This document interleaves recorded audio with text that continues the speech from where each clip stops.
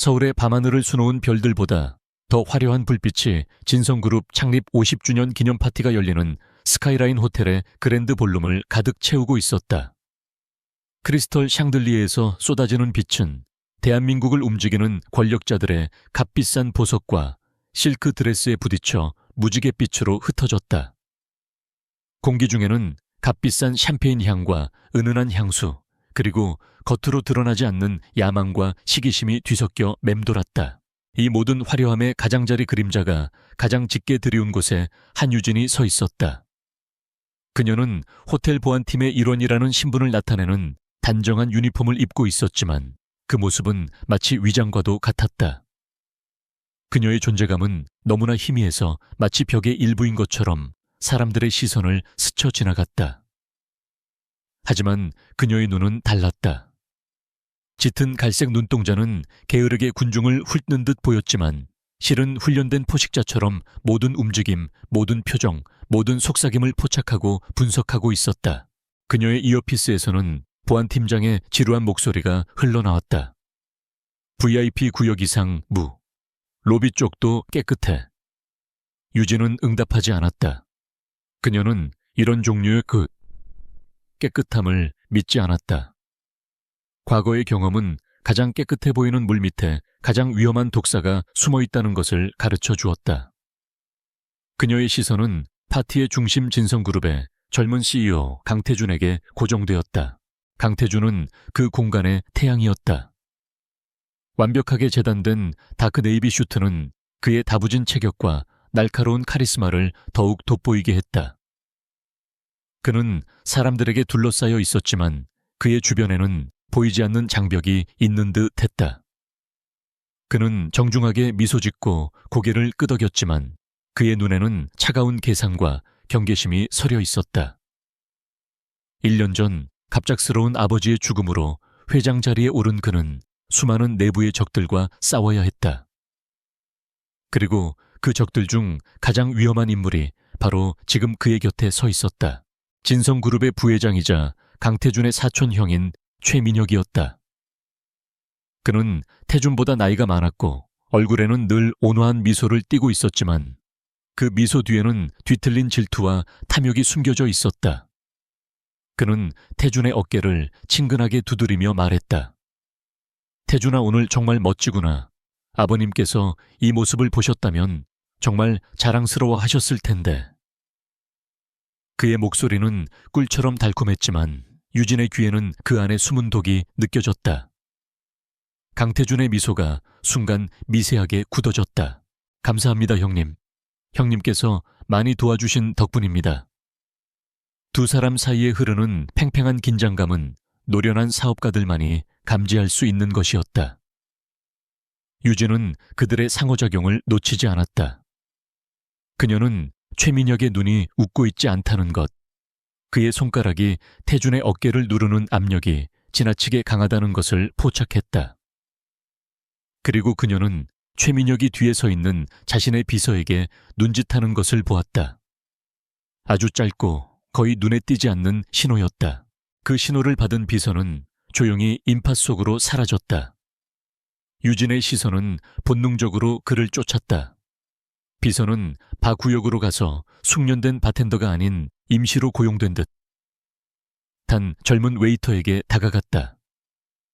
그는 웨이터에게 무언가 속삭이며 작은 약병처럼 보이는 것을 몰래 건넸다. 웨이터의 얼굴은 창백하게 굳어 있었다. 그는 고개를 여러 번 끄덕인 후 샴페인 2잔이 담긴 쟁반을 들고 강태준과 최민혁이 있는 곳으로 향했다. 유진의 심장이 차갑게 내려앉았다.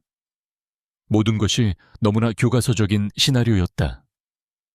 혼잡한 파티 목표물, 눈에 띄지 않는 하수인, 그리고 의심을 피하기 위한 친근한 접근. 그녀는 이어피스를 눌러 보고하고 싶었지만 무슨 말을 할 수 있겠는가. 부회장님이 CEO를 독살하려는 것 같습니다. 제 상상일 수도 있지만요. 그녀는 비웃음을 사거나 최악의 경우 즉시 해고당하고 이 자리에서 쫓겨날 터였다. 증거가 없었다. 오직 수년간의 훈련으로 날카로워진 직감뿐이었다. 웨이터가 강태준에게 접근했다. 최민혁은 자연스럽게 잔 하나를 집어 태준에게 건넸다. 자, 우리의 미래를 위해 건배하자. 강태준은 잠시 망설이는 듯했지만 수많은 눈이 지켜보는 앞에서 사촌형이 건네는 잔을 거절할 수는 없었다. 그는 잔을 받아들였다. 유진은 숨을 죽였다. 그녀의 눈은 웨이터가 사라지는 방향, 최민혁의 만족스러운 미소, 그리고 샴페인을 한 모금 마시는 강태준의 모습을 번갈아 훑었다. 몇 분이 흘렀다. 아무 일도 일어나지 않는 듯 했다. 유진은 자신이 과민 반응한 것일지도 모른다고 생각했다. 하지만 바로 그때 그녀는 강태준의 변화를 감지했다. 그는 갑자기 이마를 찌푸리며 관자놀이를 가볍게 눌렀다. 그의 얼굴에 미세한 땀방울이 맺히기 시작했고 주변의 소음이 그를 괴롭히는 듯 보였다. 그는 대화를 나누던 재계 인사에게 양해를 구하며 잠시 자리를 떴다. 최민혁의 눈이 승리의 빛으로 번뜩이는 것을 유진은 놓치지 않았다. 동시에 그는 자신의 경호원으로 보이는 두 명의 건장한 남자에게 다시 한번 미세한 신호를 보냈다. 그들은 즉시 강태준이 향한 복도 쪽으로 움직이기 시작했다. 그들의 임무는 분명했다. 약에 취해 비틀거리는 CEO를 돕는다는 명목해 어디론가 데려가 일을 마무리하는 것일 터였다. 이제 유진에게 선택의 여지는 없었다. 프로토콜을 따르자니 너무 늦었다. 그녀는 자신의 신분과 안전을 모두 걸어야 했다. 그녀는 이어피스를 통해 팀장에게 말했다. 1, 2번 구역 복도에서 소란이 감지되었습니다. 확인하러 가겠습니다.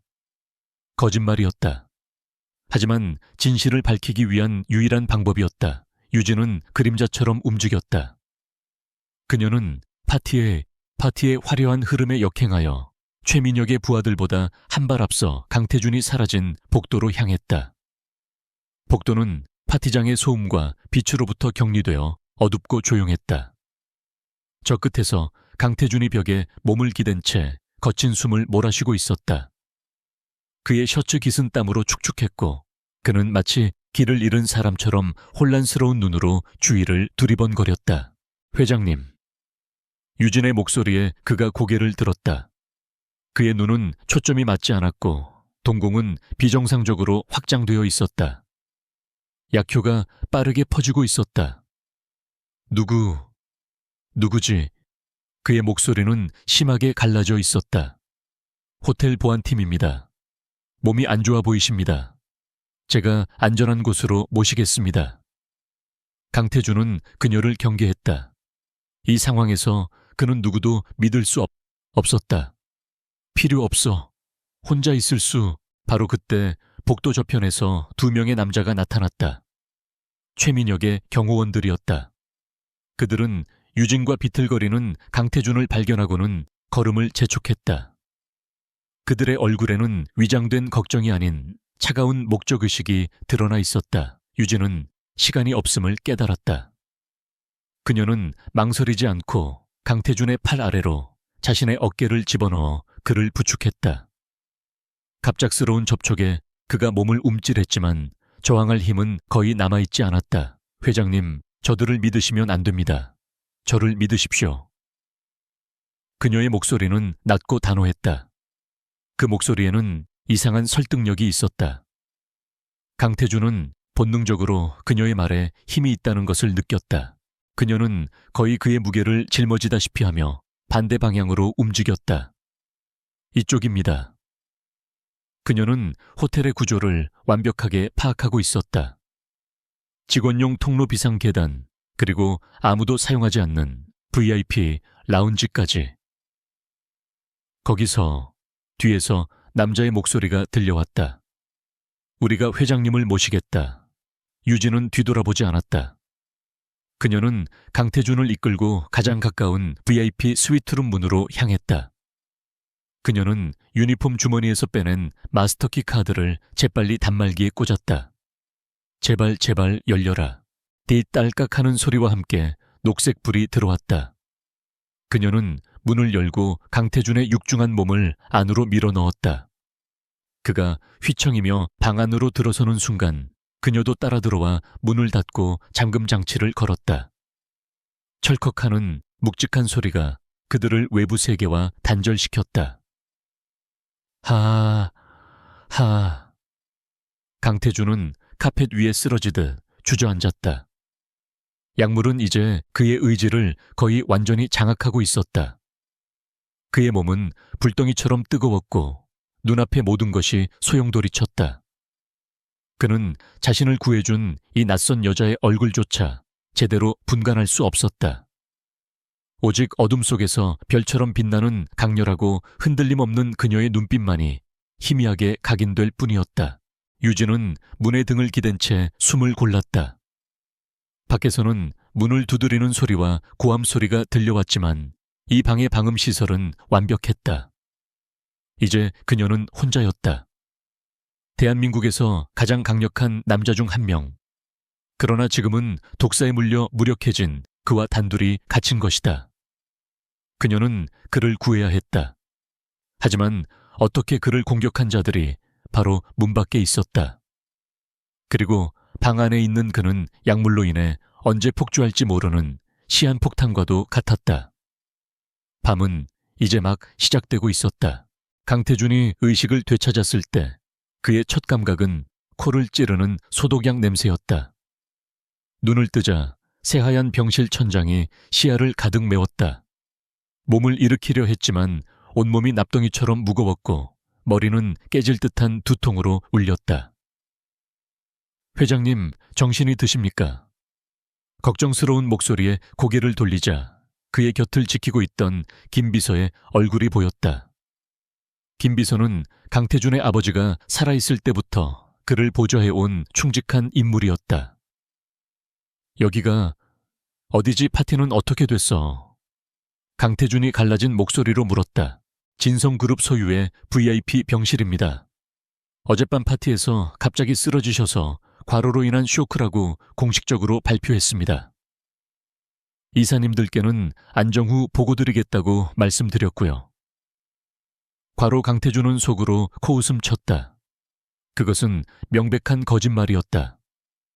그는 자신의 몸 상태를 누구보다 잘 알았다. 그것은 단순한 피로가 아니었다. 몸을 관통하던 지옥 같은 열기 이성을 마비시키던 혼란, 그리고 자신을 어둠 속으로 끌어내리려던 보이지 않는 손길. 그는 공격당한 것이었다. 무서운 일이 있었는지 자세히 기억나지 않아. 그는 기억의 조각들을 맞추려 애쓰며 말했다. 최민혁의 위선적인 얼굴, 차가운 샴페인 잔, 그리고 그 순간 그의 뇌리에 번개처럼 한 장면이 스쳤다. 혼란 속에서 자신을 붙들었던 단단한 팔 귓가에 울리던 낮고 차분한 목소리, 그리고 무엇보다도 어둠 속에서도 길을 잃지 않는 듯한 강렬한 눈빛. 얼굴은 흐릿했지만 그 눈빛만은 선명했다. 여자가 있었어. 강태준이 중얼거렸다. 호텔 보안 유니폼을 입은 여자였어. 그녀가 날... 김 비서는 당황한 표정을 지었다. 여자 말입니까? 호텔 CCTV 기록은 그 시간대에 복도 일부가 시스템 오류로 녹화되지 않았습니다. 회장님을 처음 발견하고 병원으로 옮긴 것은 저희 경호팀이었습니다. 아니, 그들이 아니었어. 강태준은 단호하게 말했다. 그 여자, 그녀가 날 구했어. 그리고 다른 놈들이 있었지. 날 해치려던 놈들. 그는 주먹을 꽉 쥐었다. 그때 손 안에 차갑고 단단한 감촉이 느껴졌다. 그는 천천히 손을 폈다. 그의 손바닥 위에는 작고 평범해 보이는 검은색 머리핀이 놓여 있었다. 화려한 보석이나 장식 하나 없는 지극히 실용적인 모양의 금속 핀이었다. 하지만 자세히 보니 핀의 한쪽 끝에 아주 작게 독수리의 날개와 방패를 형상화한 듯한 문양이 새겨져 있었다. 그것은 결코 일반적인 액세서리가 아니었다. 전문적인 장비의 일부처럼 보였다. 그의 유일한 단서였다. 김 비서. 예, 회장님. 당장 퇴원 수속 밟아. 그리고 우리 쪽 정보팀 전부 소집해. 강태준의 눈에 차가운 분노의 불꽃이 타올랐다. 사냥을 시작해야겠어. 이사의 만류를 뿌리치고 병원을 나선 강태준은 자신의 펜트하우스로 돌아왔다. 도시의 정형이 한눈에 내려다 보이는 거실에서 그는 정보팀장에게 어젯밤의 일과 손에 든 머리핀에 대해 설명했다. 호텔의 임시직을 포함한 모든 보안 직원의 신원을 확인해 CCTV 기록은 복원하고 사각지대까지 전부 분석해 이 여자를 찾아내 어떤 수단을 써서라도 조용히 그리고 신속하게. 강태준의 명령은 절대적이었다. 진성그룹의 막대한 자금력과 정보력은 군사조직에 버금가는 수준이었다. 그의 사적인 정보팀은 전직 국정원 요원과 군 정보사 출신들로 구성된 엘리트 집단이었다. 그들은 즉시 움직이기 시작했다. 수사는 쉽지 않았다. 최민혁은 흔적을 남기지 않기 위해 철저히 준비했다. CCTV는 교묘하게 편집되어 있었고 파티에 동원된 임시 직원 명단 중 일부는 허위 정보였다. 하지만 그들은 포기하지 않았다. 한 젊은 분석 요원이 연회장 기둥의 유리 패널에 비친 희미한 영상을 확대하고 분석하는 데 성공했다. 그곳에는 한 여성이 강태준을 부축해 비상구 쪽으로 향하는 찰나의 순간이 포착되어 있었다. 그 흐릿한 이미지를 실마리 삼아 그들은 그녀가 임시직 파견 업체를 통해 고용된 한유진이라는 것을 밝혀냈다. 그녀의 이력서는 너무나 평범해서 오히려 의심스러울 정도였다. 지방대학 졸업 몇 군데의 회사에서 평범한 사무직으로 근무, 그리고 최근 1년간의 공백. 하지만 그 어디에도 그녀가 어젯밤 보여주었던 놀라운 침착함과 판단력을 설명할 만한 단서는 없었다. 그리고 머리핀의 문양. 팀의 무기 전문가조차 그 문양이 어느 조직의 것인지 식별하지 못했다. 그것은 공식적으로 존재하지 않는 부대의 표식일 가능성이 높았다. 찾았습니다. 며칠 후 정보팀장이 보고했다. 한유진, 현재 서울 변두리의 낡은 아파트에 거주하고 있습니다. 강태준은 직접 가기로 결정했다. 한유진의 아파트는 금방이라도 무너질 듯한 낡은 복도식 건물에 있었다. 강태준이 살아온 세상과는 완전히 다른 풍경이었다. 그는 김 비서만 대동한 채 그녀의 집 문 앞에 섰다. 차가운 철문에는 낡은 번호판만이 붙어 있었다. 그는 심호흡을 한 번 하고 문을 두드렸다. 잠시 후 문이 열렸다. 문을 연 것은 한유진이었다.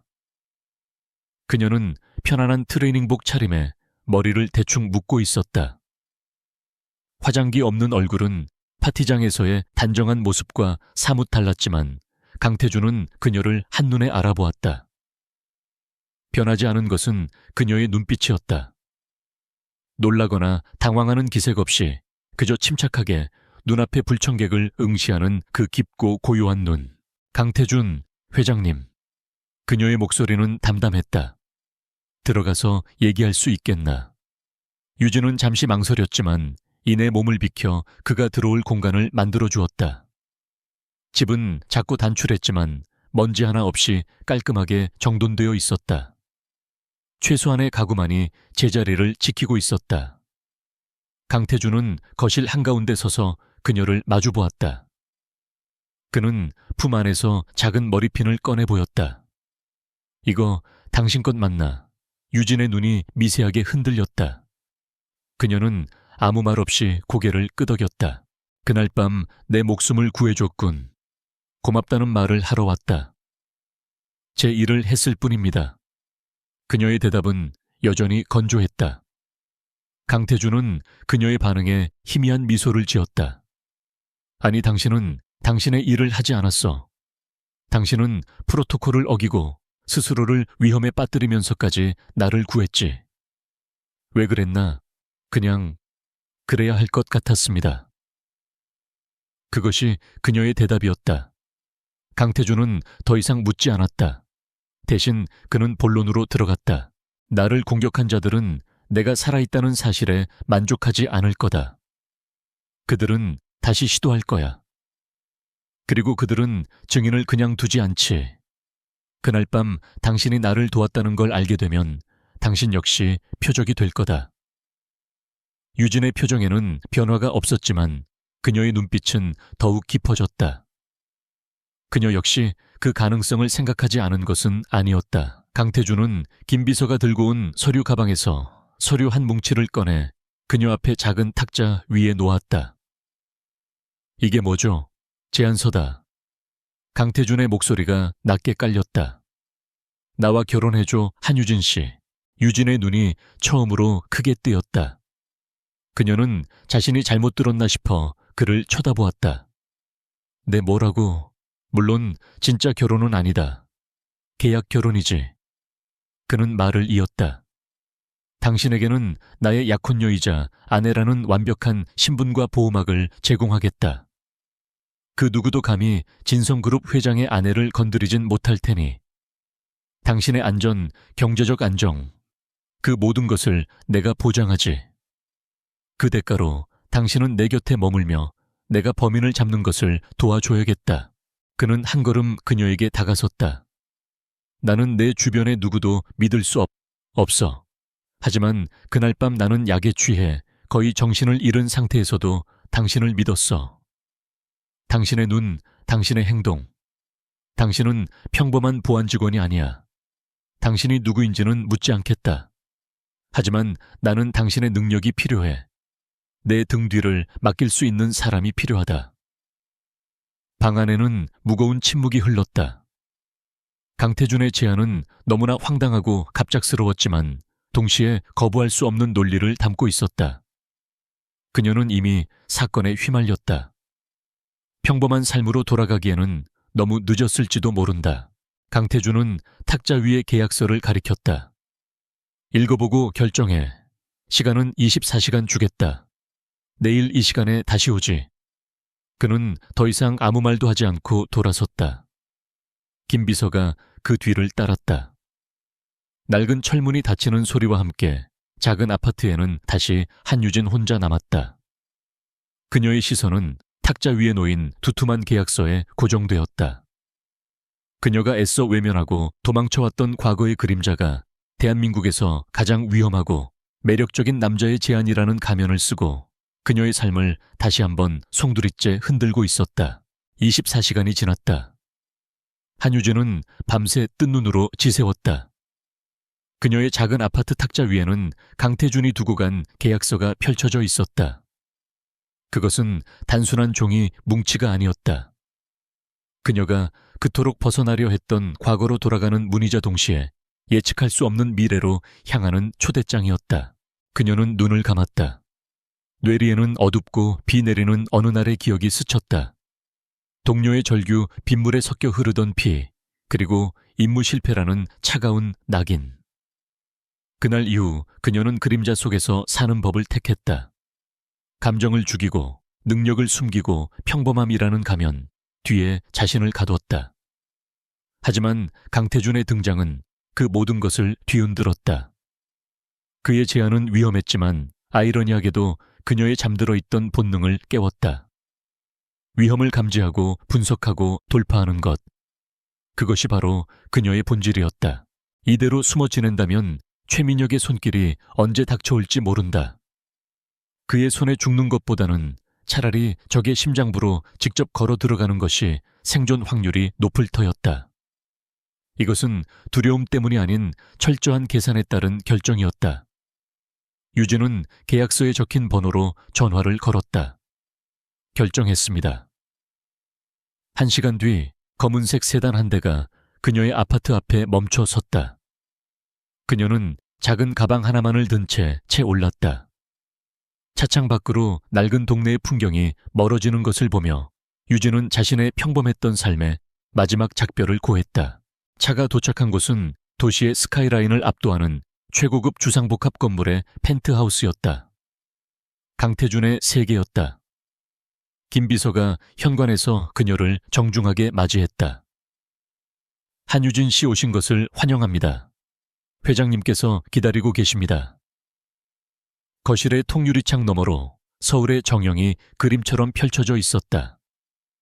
강태준은 창가에 서서 도시를 내려다보고 있었다.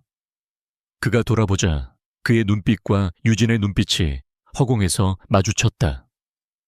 현명한 선택이군. 그가 말했다. 생존을 위한 최선의 선택이었을 뿐입니다. 유진이 담담하게 대답했다. 그 순간부터 그들의 관계는 시작되었다. 김 비서는 그녀에게 새로운 신상 정보가 담긴 서류를 건넸다.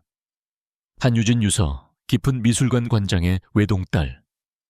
프랑스에서 미술사를 전공하고 최근 귀국. 강태준 회장과는 집안 소개로 만나 비밀리에 교제해왔음. 허술하지만 세상의 호기심을 잠재우기에는 충분한 이야기였다. 첫 번째 공식 일정은 바로 오늘입니다. 강태준이 말했다. 진성그룹 본사로 갈 거다. 내 건강에 대한 헛소문들을 잠재우고 당신을 내 약혼녀로 소개해서 나의 입지가 흔들리지 않았음을 모두에게 보여줘야 해. 준비는 신속하게 이루어졌다. 그의 집 드레스룸은 백화점 명품관을 옮겨놓은 듯 했다. 스타일리스트들이 그녀에게 여러 벌의 옷을 선보였지만 유진은 화려한 드레스 대신 움직임이 편안하면서도 우아한 디자인의 실크 블라우스와 와이드 팬츠를 선택했다. 그녀의 실용적인 태도는 값비싼 브랜드를 대하는 그녀의 무심함과 맞물려 그녀가 연기해야 할 역할과 본래의 자신 사이에 존재하는 간극을 명확히 보여주었다. 진성그룹 본사 로비에 강태준의 차가 도착했을 때 건물 전체가 술렁이는 듯 했다. 강태준이 차에서 내리고 뒤이어 한 여자의 손을 잡고 내리는 모습에 모든 직원들의 시선이 집중되었다. 강태준은 자신감 넘치는 걸음으로 걸었고 그의 손은 보호와 소유욕의 표시로 유진의 허리를 가볍게 감쌌다. 유진은 그의 옆에서 조금도 위축되지 않은 채 걸었다. 그녀의 표정은 잔잔한 호수 같았고 시선은 건물의 구조, 보안 요원들의 배치, 그리고 그들에게 인사를 건네는 임원들의 얼굴 표정 하나하나를 놓치지 않고 스캔하고 있었다. 예상대로 그들은 임원 전용 엘리베이터 앞에서 최민혁과 마주쳤다. 최민혁은 특유의 사람 좋은 미소를 지으며 다가왔다. 태준아 몸은 다 괜찮은 개냐? 정말 걱정 많이 했다. 그리고 옆에 계신 분은 그의 시선이 칼날처럼 유진에게 향했다. 소개가 늦었군 형님. 내 약혼녀 한유진 씨 일세. 강태준이 유진의 어깨를 더 가까이 끌어당기며 말했다. 최민혁의 미소에 순간 금이 가는 것을 유진은 놓치지 않았다. 그는 곧 표정을 수습하며 말했다. 아, 이분이 바로 우리 태준이의 마음을 사로잡은 행운의 주인공이셨군. 우리 모두가 걱정했는데 이 일벌레를 길들이다니 보통 수완이 아니신가 봅니다. 그의 말은 칭찬처럼 들렸지만 실은 그녀를 떠보려는 교묘한 가시가 숨어 있었다. 유진은 부드럽지만 단호한 미소로 답했다. 강 회장님의 마음은 진성그룹에 속해 있다고 생각합니다. 저는 그저 곁에서 힘이 되어드릴 뿐입니다, 부회장님. 그녀의 침착하고 정중한 대답에 최민혁은 물론 강태준조차 내심 놀랐다. 그녀는 조금도 밀리지 않았다. 최민혁은 더 이상 캐묻지 못하고 억지 미소를 지으며 자리를 떴지만 그의 눈에는 차가운 의심과 경계심이 가득했다. 강태준의 사무실, 요새라 불리는 그곳에 도착해서야 두 사람은 잠시 가면을 벗을 수 있었다. 사무실은 도시의 정형이 내려다 보이는 최상층에 위치했으며 최첨단 보안 시스템으로 완벽하게 통제되고 있었다. 이제 뭘 시작해야 하지? 강태준이 물었다. 회장님은 평소처럼 행동하십시오. 아무것도 의심하지 않는 것처럼요. 적을 안심시키는 게 우선입니다. 저는 당신의 요새부터 시작하겠습니다. 유진의 목소리는 비즈니스처럼 차가웠다. 공격은 당신에게서 시작됐습니다.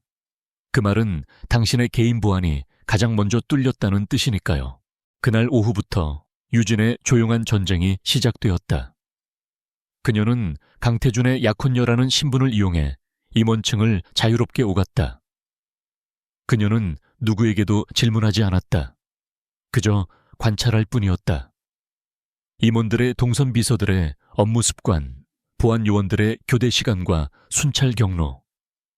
그녀의 머릿속에는 건물의 3차원 지도와 인물들의 관계도가 정교하게 그려지고 있었다. 강태준은 그녀에게 건물 전체에 보안 시스템 접근 권한을 주었다.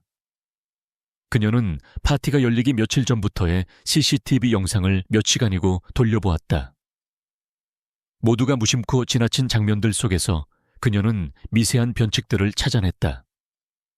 특정 구역을 유난히 자주 오가는 청소부 시스템 업데이트를 핑계로 서버실에 출입했던 외부 용역업체 직원, 그리고 강태준의 개인 경호팀에 최근 새로 합류한 젊은 경호원. 그녀는 김 비서와의 대화를 통해 그 젊은 경호원이 최근 거액의 도박빚을 졌다는 사실을 알아냈다. 또한 서버실에 설치된 새로운 보안 프로그램에 외부에서 원격으로 접속할 수 있는 백도어가 숨겨져 있을 가능성을 발견했다. 그리고 파티에 음식을 공급했던 케이터링 업체의 직원 신원 조회가 평소보다 허술하게 이루어졌다는 점도 찾아냈다. 모든 조각들이 하나의 그림을 향해 맞춰지고 있었다. 그날 밤 강태준은 길고 지친 이사회를 마치고 사무실로 돌아왔다. 사무실은 어두웠고 오직 거대한 스크린에서 뿜어져 나오는 푸른빛만이 공간을 채우고 있었다. 스크린 앞에는 한유진이 서 있었다. 그녀는 그의 개인 보안 네트워크와 관련 인물들의 관계도를 복잡하게 그려놓고 그중 3군데 붉은색 원을 표시해 놓았다. 강태준은 말없이 그녀의 뒷모습을 바라보았다. 스크린 빛에 비친 그녀의 옆 얼굴은 놀라울 정도로 집중하고 있었다. 그 순간 그의 눈에 비친 것은 가짜 약혼녀가 아니었다. 치밀하고 냉철한 전략가 어둠 속에서 빛을 찾아내는 사냥꾼의 모습이었다. 그는 자신의 선택이 옳았다는 확신과 함께 이 여인이 과연 누구일까 하는 위험한 호기심을 느꼈다. 거대한 체스판은 이제 막 펼쳐졌고 그녀는 이미 그의 가장 중요한 말이 되어 움직이기 시작했다. 최민혁은 자신의 집무실에서 한유진에 대한 조사 보고서를 다시 한번 읽어보았다. 서류상의 그녀는 완벽했다. 흠잡을 데 없는 학력 평범한 경력 조용한 사생활. 하지만 그의 동물적인 직감은 서류 너머의 진실을 보고 있었다. 평범한 미술 큐레이터는 그처럼 차갑고 흔들림 없는 눈빛을 가질 수 없었다. 그의 도발에 눈 하나 깜짝하지 않고 받아치던 그 담담함은 오랜 훈련으로 다져진 자의 것이었다. 그는 강태준이 그런 여자를 단지 사랑 때문에 옆에 두었을 리 없다고 확신했다. 한유진은 무기이거나 방패이거나 혹은 그 둘 다일 터였다. 그렇다면 그녀의 진짜 얼굴을 직접 확인해야만 했다. 가면을 벗겨내고 그 밑에 숨겨진 것이 무엇인지 알아내야 했다. 최민혁의 입가에 잔인한 미소가 걸렸다. 그는 덫을 놓기로 결심했다. 덫을 놓을 장소는 진성재단이 후원하는 자선 미술품 경매 행사로 정했다. 한유진의 가짜 신분과 완벽하게 어울리는 무대였다. 최민혁은 전문 도둑들을 고용했다. 목표물은 이번 경매의 하이라이트인 달의 눈물, 다이아몬드 목걸이였다. 하지만 그의 진짜 목표는 목걸이가 아니었다. 그는 혼란을 만들고 싶었다.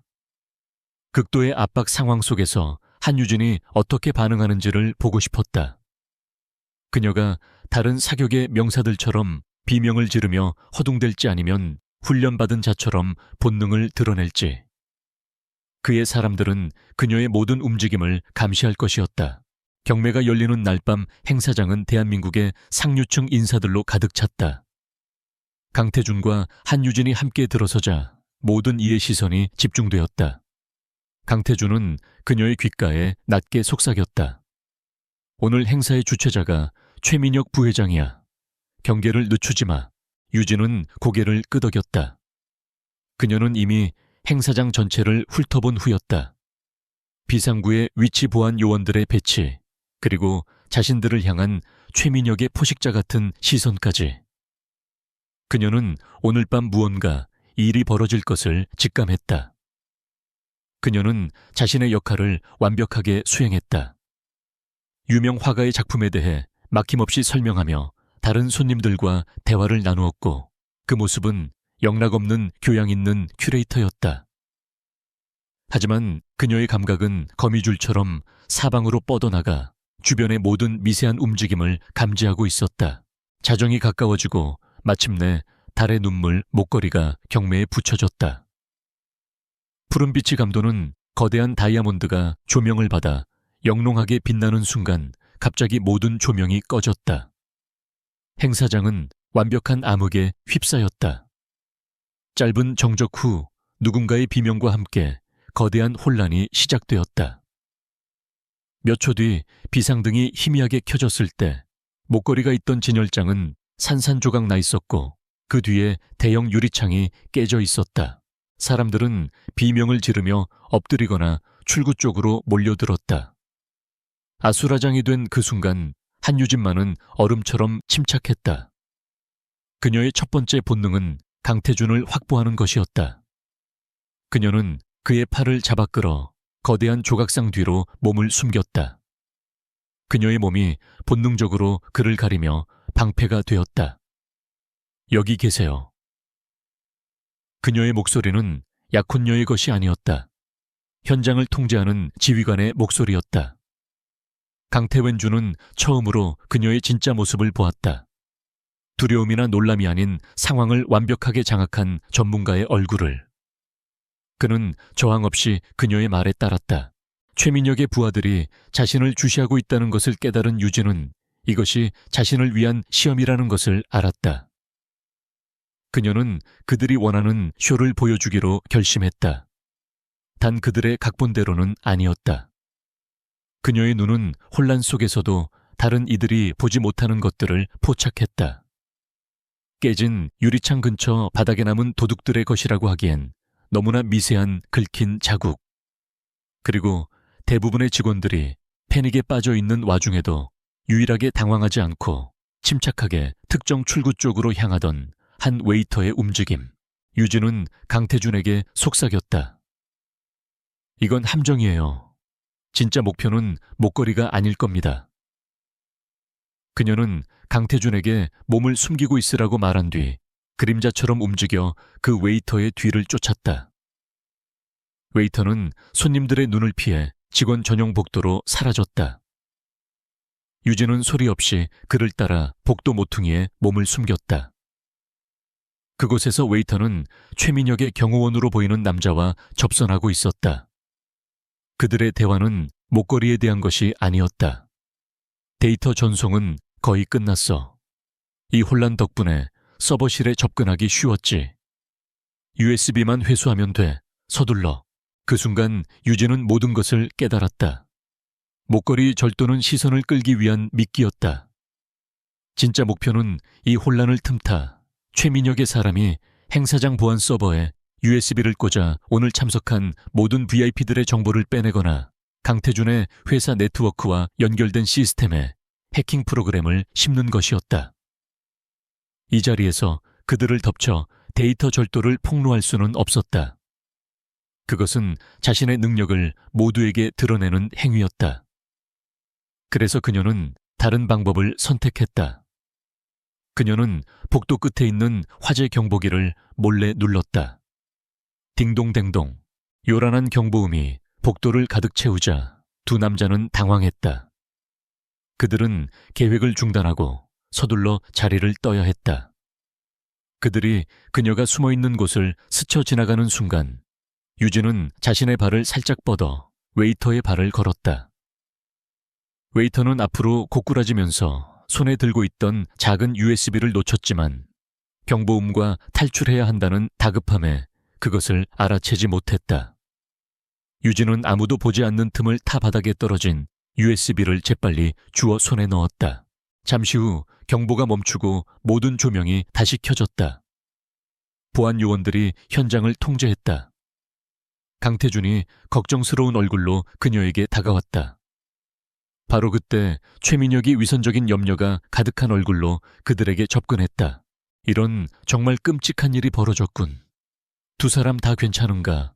특히 한유진 씨 많이 놀라셨겠소. 유진은 그를 똑바로 쳐다보며 미소를 지었다. 그녀는 손에 쥐고 있던 작은 USB를 그의 눈앞에 들어 보였다. 저는 괜찮습니다. 그런데 복도에서 이걸 주었습니다. 이 소란 중에 누군가 떨어뜨린 모양입니다. 그녀는 최민혁에게 한 걸음 다가가며 목소리를 낮췄다. 혹시 부회장님 행사 스태프의 것일지도 모르겠군요. 데이터 보안에 좀 더 신경 쓰셔야겠습니다. 최민혁의 얼굴이 순간 굳어졌다. 그는 그 USB를 알아보았다. 그리고 한유진이 모든 것을 알고 있다는 것 또한 깨달았다.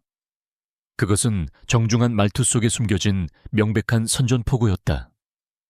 그녀는 그의 시험을 통과했을 뿐만 아니라 그의 허를 찌르고 역으로 그의 작전의 핵심 증거물을 손에 넣은 것이다. 강태준은 두 사람 사이에 흐르는 팽팽한 기류를 모두 지켜보았다. 그는 최민혁의 굳어진 얼굴과 유진의 차갑고 자신감 넘치는 눈빛의 의미를 완벽하게 이해했다. 그는 유진을 바라보았다. 존경과 감탄의 감정이 어느새 더 깊고 개인적인 무언가로 변하고 있음을 부인할 수 없었다. 그들의 계약 결혼은 이제 끔찍할 정도로 현실이 되어버렸다. 자선 경매에 화려한 막이 내린 깊은 밤, 강태준의 펜트하우스는 차가운 긴장감으로 가득 찼다. 강태준과 한유진 그리고 그의 사설 정보팀장이자 최고의 기술 전문가인 박 실장이 거대한 스크린 앞에 서 있었다. 유진이 최민혁의 허를 찌르며 손에 넣은 작은 USB가 스크린 아래 연결되어 있었다. 보안이 상당히 강력합니다. 최소 3중으로 암호화되어 있습니다. 박 실장이 키보드를 빠르게 두드리며 말했다. 그의 임에는 식은땀이 맺혀 있었다. 뚫을 수 있겠나? 강태준의 목소리는 낮고 위압적이었다. 시간이 좀 필요합니다. 하지만 가능할 겁니다. 시간이 흐르고 방 안에는 타자 소리만이 울려 퍼졌다. 유진은 창밖의 도시 야경을 등지고 선 채 미동도 하지 않았다. 그녀의 머릿속은 복잡한 경우의 수를 계산하고 있었다. 최민혁은 지금쯤 무엇을 하고 있을까? 그는 이 USB의 분실을 단순한 실수로 여길까? 아니면 의도된 공격으로 받아들일까? 후자일 가능성이 높았다. 그렇다면 그는 분명 다음 수를 준비하고 있을 터였다. 뚫었습니다. 박 실장의 외침에 강태준과 유진이 동시에 스크린으로 시선을 돌렸다. 화면 가득 알아보기 힘든 코드와 숫자들이 떠올랐다. 박 실장이 몇 번 더 클릭하자 암호화된 파일들이 모습을 드러냈다. 그 내용물은 충격적이었다. 그것은 단순한 VIP 명단이 아니었다. 최민혁이 수년간 관리해온 비밀 장부였다. 유령 회사를 통한 자금 세탁 내역, 해외 비자금 계좌, 그리고 경쟁사의 진성그룹의 핵심 기술을 팔아넘긴 기록까지. 그것은 그의 모든 부패와 배신을 담고 있는 판도라의 상자였다. 이런 개자식. 강태준의 입에서 거친 욕설이 터져 나왔다. 그의 주먹이 분노로 하얗게 떨렸다. 하지만 유진의 시선은 한 군데에 고정되었다. 자금 거래 내역 중 유난히 눈에 띄는 이름. 프로메트스 랩. 거액의 자금이 정기적으로 흘러들어간 이 회사는 서류상으로는 존재하지 않는 유령 회사였다. 강태준이 경쟁사와의 거래 내역에 분노하는 동안 유진은 자신의 노트북을 열었다. 그녀는 일반적인 검색 엔진이 아닌 과거에 사용했던 어둠의 경로로 접속했다. 몇 개의 보안벽을 우회하고 암호화된 네트워크에 진입한 그녀는 프로메트스 랩을 검색했다. 결과는 즉시 나타났다. 프로메트스 랩은 추적이 불가능한 특수 화학물질, 즉 암살용 약물이나 자백제 등을 VVIP 고객들에게 비밀리에 제조 공급하는 불법 연구소의 위장 명칭이었다. 심장이 차갑게 내려앉았다. 모든 조각이 맞춰졌다. 최민혁은 경쟁사와 손을 잡고 이 불법 연구소에서 만든 특수 약물로 강태준을 제거한 뒤 회사를 통째로 삼키려 했던 것이다. 찾았어요. 유진이 화면을 가리켰다. 회장님을 공격한 약물의 출처입니다. 그뿐만이 아니었다.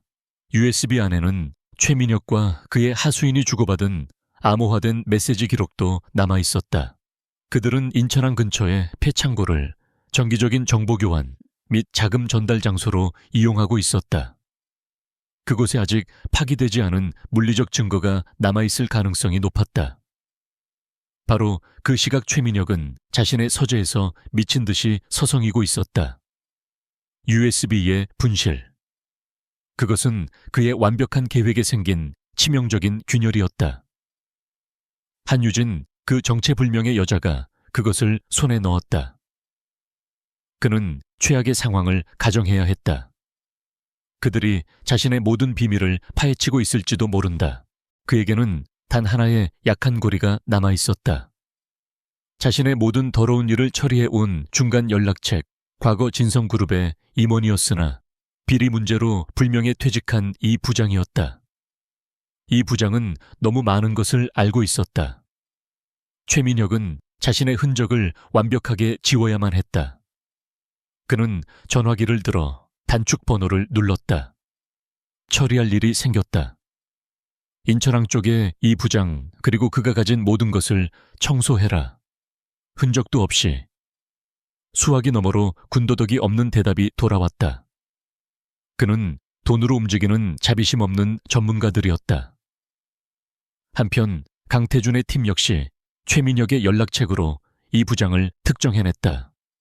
그가 위험에 처했다는 것은 불보듯 뻔했다. 당장 우리 경호팀을 보내서 이 부장의 신병을 확보해 강태준이 명령했다. 안 됩니다. 유진이 그의 말을 막아섰다. 회장님의 경호팀은 너무 눈에 띕니다. 그들은 기업 보안 전문가이지 현장 요원이 아닙니다.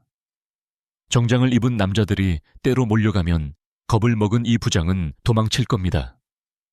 조용한 접근이 필요합니다. 그럼 어쩔 셈이지. 저와 박 실장님 팀의 최고 현장 요원 단 둘이 가겠습니다. 강태준의 얼굴에 고뇌가 스쳤다. 그녀를 위험한 곳으로 보내고 싶지 않았다. 하지만 그녀의 판단이 옳다는 것을 이성은 알고 있었다. 그는 마지못해 고개를 끄덕였다. 반드시 안전하게 돌아와. 비가 내리는 늦은 밤 인천항의 폐창고 구역은 음산한 정막에 잠겨 있었다. 유진과 강민호 요원은 어둠 속에 몸을 숨긴 채 목표물인 창고로 접근했다. 창고 안에서는 희미한 불빛이 새어나오고 있었다. 그들이 조심스럽게 안으로 들어서자 겁에 질린 얼굴의 이 부장이 서류를 태우려 허둥대고 있었다. 이 부장님. 유진의 낮은 목소리에 그가 경기를 일으키며 돌아보았다. 이 부장이 망설이는 바로 그 순간 창고의 거대한 철문이 굉음과 함께 열리며 검은 옷을 입은 남자들이 들이닥쳤다. 그들은 최민혁이 보낸 청소부들이었다. 그들의 손에는 소음기가 달린 권총과 날카로운 칼이 들려 있었다. 젠장. 강민호 요원이 총을 뽑아들며 이 부장을 뒤로 밀쳤다. 숨막히는 총격전과 격투가 벌어졌다. 유진의 몸은 총알처럼 튀어나갔다. 그녀는 더 이상 우아한 약혼녀가 아니었다. 그녀의 움직임은 군더더기 없이 효율적이고 치명적이었다. 그녀는 주변의 컨테이너와 낡은 기계들을 엄폐물 삼아 적들을 교란했다. 한 명의 괴한이 이 부장에게 달려들자 강민호 요원이 몸을 날려 그를 막았다. 그 순간 다른 쪽에서 날아온 총알이 강민호의 어깨를 스쳤다. 그 기억, 유진은 이 부장과 부상당한 강민호를 동시에 보호하며 여러 명을 상대해야 했다. 그녀는 적의 공격을 아슬아슬하게 피하며 손에 잡히는 소에 파이프를 휘둘러 상대를 가격하고 정교한 관절 기술로 다른 적의 팔을 꺾었다. 몇 번의 공격이 그녀의 옆구리를 스쳐옷이 찢기고 피가 배어 나왔지만 그녀는 멈추지 않았다. 얼마나 지났을까? 마침내 마지막 괴한이 그녀의 발차기에 맞아 쓰러졌다. 창고 안에는 거친 숨소리와 부상당한 강민호의 신음소리만이 가득했다. 모든 것이 끊었다. 청소부들은 모두 의식을 잃고 쓰러져 있었다. 이 부장은 공포에 질려 바닥에 주저앉아 떨고 있었다. 그가 놓친 서류 가방이 바닥에 떨어져 열려 있었다. 그 안에서 하드 드라이브와 함께 서류 몇 개가 쏟아져 나왔다. 유진은 강민호의 상처를 지혈하며 서류 뭉치로 시선을 돌렸다. 여러 파일 중 하나의 제목이 선명하게 눈에 들어왔다. 프로젝트 이카루스, 임상실험 대상, KTJ, 강태준. 그것은 강태준에게 사용된 약물의 효과와 부작용 해독 과정까지 상세히 기록된 최종 보고서였다. 부정할 수 없는 완벽한 증거였다. 유진은 피 묻은 서류를 내려다보았다. 이것은 더 이상 기업의 암투나 권력 게임이 아니었다. 명백한 살인 미수였다. 이제 마지막 결전은 피할 수 없게 되었다. 긴급 이사회 당일 아침 강태준의 펜트하우스에는 폭풍 전의 고요 같은 팽팽한 긴장감이 감돌았다. 모든 증거는 완벽하게 정리되었다. 최민혁의 배신이 담긴 USB 내용 안전가옥에 머물고 있는 이 부장의 영상 증언. 그리고 프로젝트 이카루스라는 이름이 선명한 보고서까지. 강태준은 결전을 앞둔 장수처럼 검은 슈트를 차려입고 있었다. 그의 시선은 소파에 앉아 스스로 팔의 상처를 치료하고 있는 한유진에게 향했다. 지난밤의 격투에서 생긴 얕은 상처였다. 그는 그녀의 옆에 다가가 소독솜과 붕대를 건넸다. 내가 하지. 그의 목소리는 낮고 부드러웠다. 그는 고용주가 아닌 한 남자로서 그녀를 대하고 있었다. 유진은 잠시 멈칫했지만 이내 그의 손길을 거부하지 않았다. 강태준의 단단한 손가락이 조심스럽게 그녀의 상처를 소독하고 붕대를 감는 동안 두 사람 사이에는 말없는 교감이 흘렀다. 고맙소. 모든 것에 대해. 아직 끝나지 않았습니다. 유진이 담담하게 말했다. 하지만 그녀의 눈빛은 평소보다 조금 부드러워져 있었다. 진성그룹 본사. 강태준이 로비에 모습을 드러내자 모든 공기가 멈추는 듯 했다. 그의 뒤에는 비서실장만이 따르고 있었다. 오늘 한유진은 그의 약혼녀로서 곁에 있지 않았다. 그녀는 다른 곳 본사 건물의 심장부인 중앙통제실에서 그와 함께 싸우고 있었다. 그녀는 강태준이 새롭게 신임하는 보안팀장, 그리고 박 실장 부상에서 회복한 강민호 요원과 함께 모든 통신과 보안 시스템을 감시하며 보이지 않는 전장을 지휘하고 있었다. 그녀는 최민혁이 순순히 무너질 위인이 아니라는 것을 알고 있었다. 최고층 이사회 회의실. 진성그룹의 최고 권력자들이 무거운 표정으로 긴 테이블에 둘러 앉아 있었다. 최민혁도 그 자리에 있었다. 그의 얼굴은 포커페이스를 유지하고 있었지만 초조하게 테이블을 두드리는 손가락 끝이 그의 불안을 드러내고 있었다. 강태준이 상석에 앉아 회의실을 둘러보았다. 그의 눈에는 얼음 같은 분노와 절대적인 권위가 서려 있었다. 오늘 제가 긴급 이사회를 소집한 것은 우리 그룹의 근간을 뒤흔드는 반역 행위를 논하기 위함입니다. 그의 선언에 회의실은 찬물을 끼얹은 듯 조용해졌다. 강태준은 지체 없이 준비한 프레젠테이션을 시작했다. 스크린에는 최민혁의 비밀 장부 경쟁사와의 기밀 거래 내역, 그리고 프로메트스 랩의 정체까지 그의 죄악이 하나씩 펼쳐졌다. 이사들은 경악을 금치 못했다. 최민혁의 얼굴은 하얗게 질려갔다. 강태준이 마지막 증거, 이 부장의 영상 증언과 프로젝트 이카루스 보고서를 공개하려는 순간이었다. 최민혁이 갑자기 잔인한 미소를 지으며 일어섰다. 너무 늦었어, 태준아. 그는 품에서 작은 태블릿을 꺼내 버튼 하나를 눌렀다. 지금으로부터 10분 후 내가 오래전에 심어둔 로직 폭탄이 작동할 거다. 진성의 모든 중앙 서버 데이터, 연구개발 자료, 재무기록 전부 깨끗하게 삭제될 거다. 이 회사는 빈 껍데기가 되는 거지. 그의 말이 끝나기가 무섭게 쿵 하는 굉음과 함께 회의실의 문이 잠기고 창문에는 강철 셔터가 내려왔다. 완벽한 밀실이 되었다. 그리고 이 방에서 아무도 나가지 못해. 최민혁의 옆에 조용히 서 있던 비서가 품에서 총을 꺼내 가장 가까이 있던 이사를 인질로 잡았다. 옥상에 헬기를 준비시켜. 그리고 내가 안전하게 빠져나갈 길을 확보해. 그러면 서버를 멈출 수 있는 코드를 주지. 중앙통제실은 발칵 뒤집혔다. 서버팀은 패닉에 빠져 소리쳤다. 하지만 한유진은 침착했다. 그녀는 구석에 몰린 나르시시스트가 쓸 법한 이런 초토화 전술을 예상하고 있었다. 그녀는 통신 장비에 대고 낮고 빠른 목소리로 말했다. 박 실장님, 고스트 서버는 활성화됐습니까? 수화기 너머로 박 실장의 흥분된 목소리가 들려왔다. 예, 1시간 전에 중앙 서버 전체를 미러링 해뒀습니다. 진짜 데이터는 안전합니다. 저놈이 지우려는 건 껍데기입니다. 좋습니다. 강민호 요원 위치는? 팔에 깁스를 했지만 결연한 표정의 강민호가 답했다. 회의실 위쪽 환풍구의 위치, 신호 대기 중입니다. 다시 회의실. 강태준은 최민혁과 마주 서 있었다. 그는 당황하지 않았다. 유진이 미리 모든 가능성에 대해 브리핑해준 덕분이었다.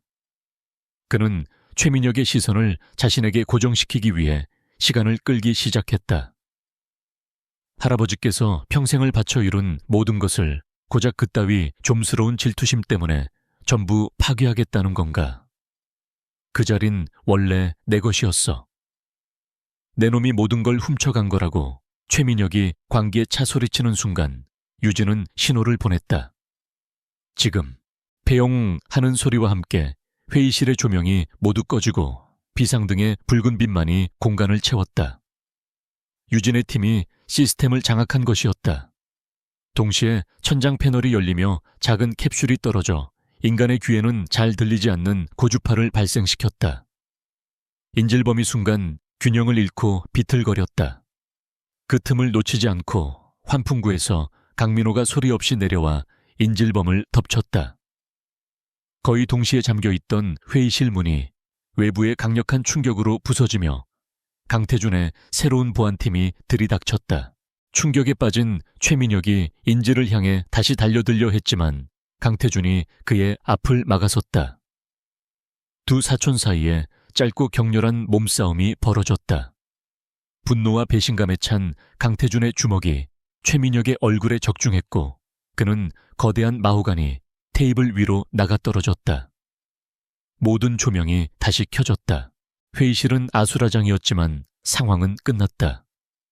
최민혁은 테이블 위에 쓰러진 채 믿을 수 없다는 표정으로 거친 숨을 몰아쉬고 있었다.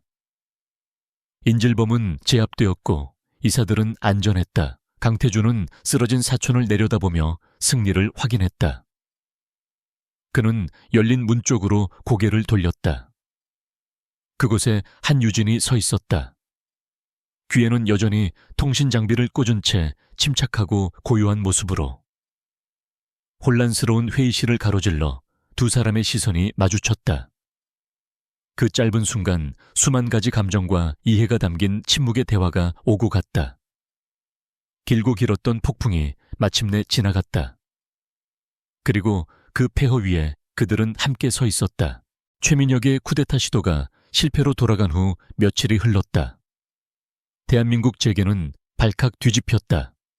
진성그룹의 후계자 자리를 둘러싼 추악한 진실, 즉 살인 미수와 산업 스파이 혐의는 연일 뉴스를 장식했다.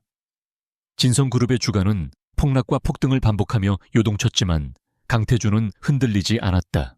그는 연일 기자회견을 열어 모든 의혹에 대해 투명하게 밝혔고 흔들리는 투자자들을 안심시켰으며 최민혁의 라인에 있던 내부 부역자들을 무자비하게 숙청했다.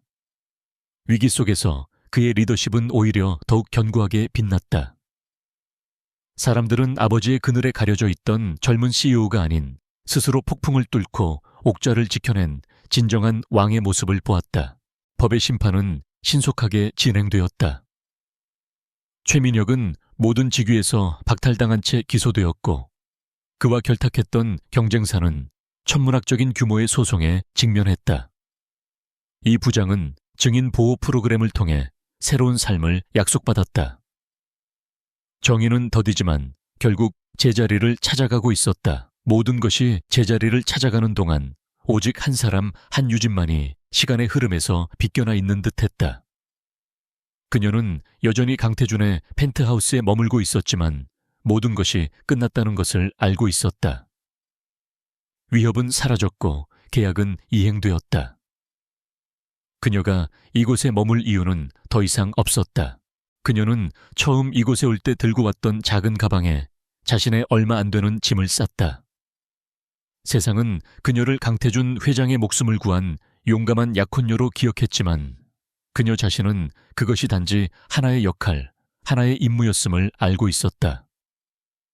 임무가 끝나면 요원은 철수해야 했다.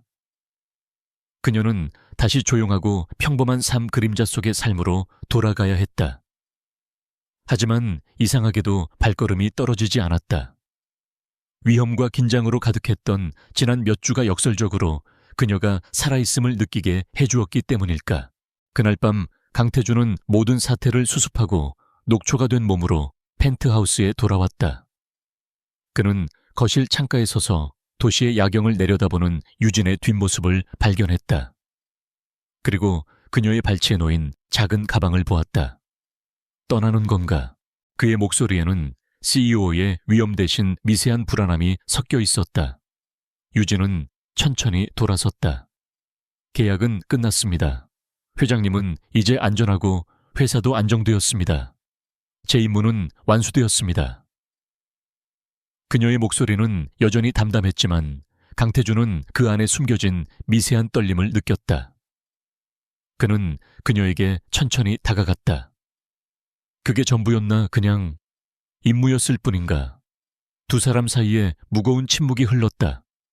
그 침묵을 깬 것은 강태준이었다. 그는 지난 몇 주간 단단하게 두르고 있던 갑옷을 마침내 벗어던졌다. 처음 당신에게 계약 결혼을 제안했을 때 그건 전략이었어. 생존을 위한 내 왕국을 지키기 위한 최선의 수단이었지. 그는 그녀의 눈을 똑바로 바라보며 말했다.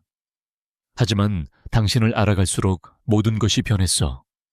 경매장에서의 그 침착한 폐창고에서의 그 용기 그리고 내 상처를 치료해주던 그 손길까지. 나는 당신의 능력에 감탄했고 당신의 강인함에 존경심을 느꼈고 그리고 어느 순간부터는 당신이라는 사람 자체를 내 마음에 담게 되었어. 그는 더 이상 자신의 감정을 숨기지 않았다. 나는 더 이상 당신에게 나의 아군이나 방패가 되어달라고 부탁하지 않을 거요. 나는 나의 파트너가 되어주었으면 좋겠어. 내 삶을 함께 살아갈 단 한 사람. 강태준은 품에서 작은 벨벳 상자를 꺼냈다. 그가 상자를 열자 안에는 달의 눈물처럼 거대하고 화려한 다이아몬드가 아닌 그녀의 성격을 닮은 작고 단단한 별처럼 빛나는 심플하고 우아한 반지가 들어있었다.